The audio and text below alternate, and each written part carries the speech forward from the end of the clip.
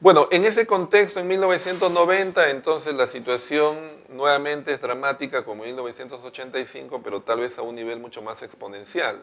Una crisis económica terrible, una situación social y política de amenaza contra la supervivencia del Estado y un terror en este caso que invade todo el país, tanto en las ciudades como en las zonas urbanas.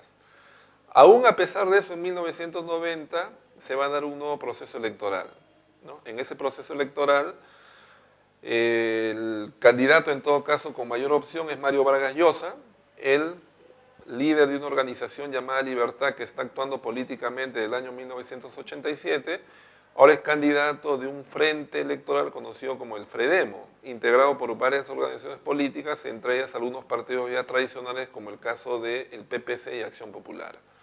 El Fredemo es el partido que tiene mayores posibilidades de ganar. Vargas Llosa es casi presidente del Perú.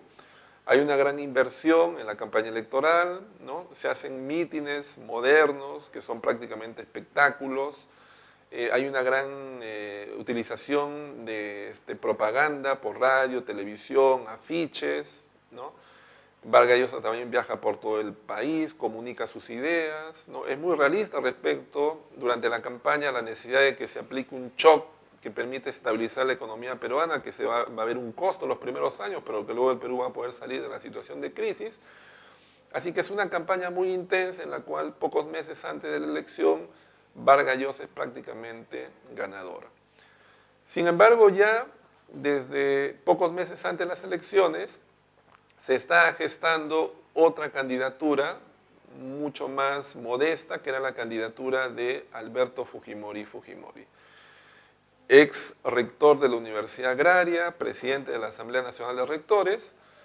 Era un candidato que se presentaba como cabeza de lista con el objetivo de llegar al Congreso, ¿no? Pero por la obligatoriedad de que las listas tuvieran candidato a la presidencia, también era candidato a presidente. Bueno, sin más detalles, el tema es que se dan las elecciones del año 1990, Vargas Llosa logra llegar en primer lugar, seguido por Fujimori, pero no logra obtener la mayoría necesaria para ser declarado presidente, con lo cual se tiene que ir a una segunda vuelta. A diferencia de lo que había ocurrido en 1985 entre Barrantes y Alan García, esta vez la situación era diferente, porque Fujimori contaba con la posibilidad de que muchos otros participantes en el comicio del año 90, como el APRA, volcaran su apoyo a la candidatura de Fujimori.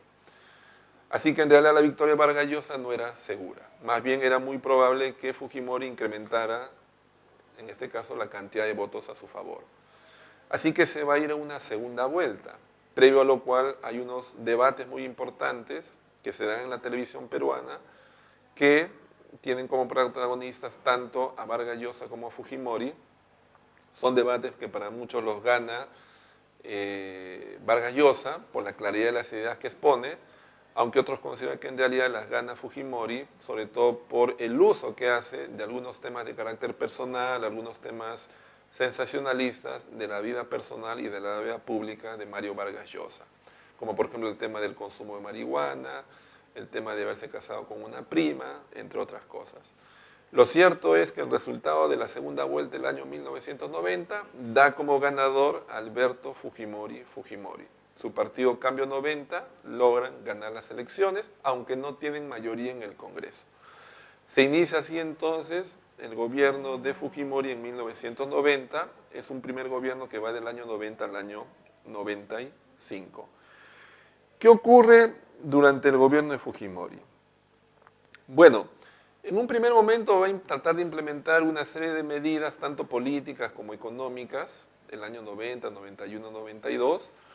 Muchas de esas medidas va a ser muy difícil que las implemente porque no tiene mayoría en el Congreso, ¿no? Hay dos versiones de lo que ocurre en el año 92, ¿no? Algunos creen que la versión en este caso de los fujimoristas es que esta fuerte oposición en el Congreso ante las reformas que trata de implementar Fujimori va a llevar a que el gobierno finalmente disuelva el Congreso, ¿no?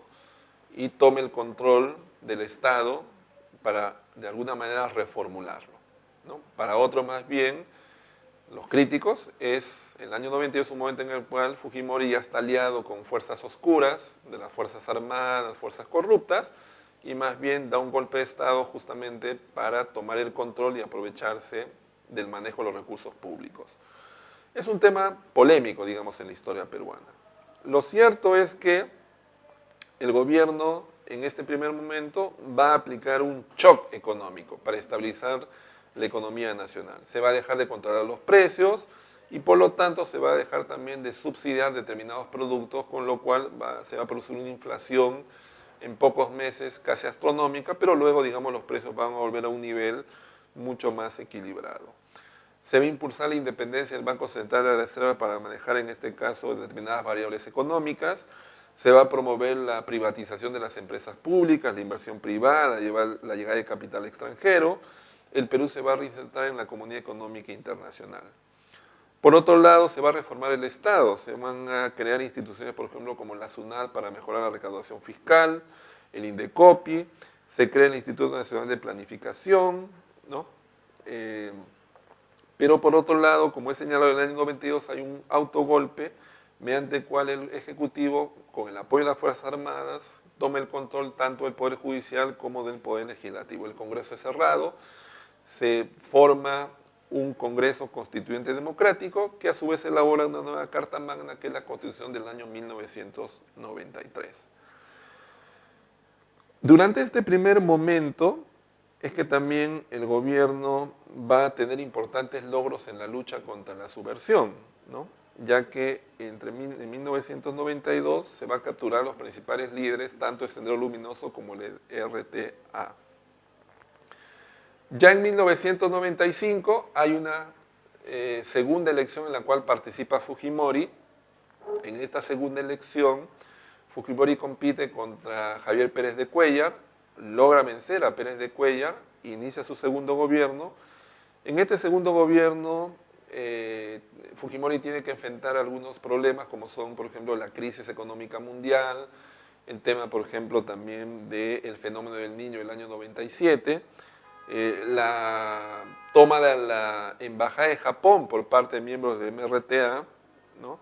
Y al inicio de ese gobierno incluso el tema del conflicto con el Ecuador. Son retos que enfrenta Fujimori en un momento en el cual económicamente y políticamente el gobierno también comienza a tener algunos problemas. Ya para el año 2000 hay una tercera elección en la cual va a participar Fujimori. Se hace una interpretación, en este caso, de la norma que establece el impedimento de la reelección. Se hace lo que se conoce como la ley de interpretación auténtica. Fujimori participa en una tercera elección, las gana, inicia en julio del 2000, pero sin embargo ya con un clima totalmente adverso. Hay un clima totalmente adverso en el Perú que va a estar liderado por Alejandro Toledo, ¿no? Y es en ese contexto que en la segunda mitad del año 2000 se produce pues el develamiento de los famosos videos en los cuales Vladimiro Montesinos está sobornando con dinero a una serie de políticos peruanos, ¿no? El primero de ellos, el primer video visualizado, es el del congresista Alberto Curi Bumachara. A partir de eso el gobierno entra en una fase de descrédito, ¿no? Fujimori parte al Asia a una cita de presidentes del Pacífico, se dirige finalmente a Japón, desde el cual renuncia. Casi simultáneamente aquí el Congreso se reunió en emergencia y lo ha destituido por incapacidad moral.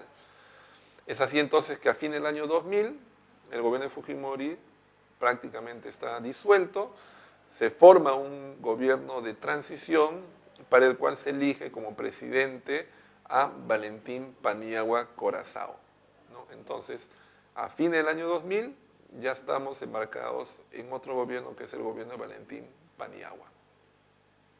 Bueno, entonces el año 2000 estamos ya en el gobierno de transición de Valentín Paniagua Corazao, ¿no? Él es un presidente que va a gobernar durante 7 meses. Es un presidente que tiene su origen en el Partido de Acción Popular, aunque es elegido en realidad por una situación coyuntural que es justamente la destitución moral del presidente Fujimori en el año 2000. Este gobierno fundamentalmente tiene por objetivo, por un lado, restablecer la institucionalidad democrática del país y por otro lado, iniciar, digamos, las primeras acciones contra lo que había sido pues el sistema de corrupción que en esos momentos, durante casi una década, había caracterizado el país. Algunas de sus más importantes acciones son, por ejemplo, la formación de la Comisión de la Verdad, con el objetivo de investigar todos los casos de violación de derechos humanos cometidos desde el inicio de la guerra contra subversiva del año 80 hasta el año 2000. Y por otro lado, la firma del contrato con la compañía Shell para la explotación pues, del gas descubierto en Camisea, ¿no? Que es un importante proyecto energético que va a tener mucha fuerza para la economía peruana en las décadas siguientes. Son tal vez las dos acciones más importantes que ocurren durante el gobierno de Valentín Paniagua. Para el año 2001, el nuevo proceso electoral tiene como los principales protagonistas a Alejandro Toledo, que ha sido el líder más representativo de la lucha en los últimos meses contra el gobierno de Fujimori, y por otro lado Alan García Pérez, que ha retornado del país luego de su largo exilio, y que en pocos meses, durante la campaña electoral, logra hacer resurgir a Lapra, ¿no? García llega en segundo lugar, Toledo gana las elecciones, se convierte en presidente del Perú. Este gobierno de Alejandro Toledo es un gobierno que se caracteriza porque va a reactivar la economía peruana. Una economía que estaba estancada desde el año 97, a partir del año 2001 va a comenzar un lento proceso de reactivación económica, es algo bastante meritorio que destacar. Aunque ese crecimiento no va a ser compartido por todos los sectores de la sociedad y eso va a generar pues mucho descontento. Algunas obras importantes del gobierno de Toledo son, por ejemplo, la publicación del informe final de la Comisión de la Verdad y Reconciliación Nacional, el programa pues Mi Vivienda para dotar en este caso de viviendas a precios asequibles a los sectores medios de la población peruana, el programa Huascarán, que es un programa de acceso a internet, computadores en este caso, en la educación secundaria en el país, y el inicio de la construcción de la carretera interoceánica. Todo eso en un contexto en el cual políticamente el presidente Toledo va a tener una serie de problemas debido al no reconocimiento de su hija Saraí, algunos escándalos, digamos, vinculados a su conducta personal. Pero, digamos, el gobierno de Toledo, de alguna u otra forma, va a comenzar a embarcar al Perú pues, en una especie de salida de lo que había sido una larga dictadura para algunos, gobierno autoritario para otros, ¿no? De los años 90 al año 2000.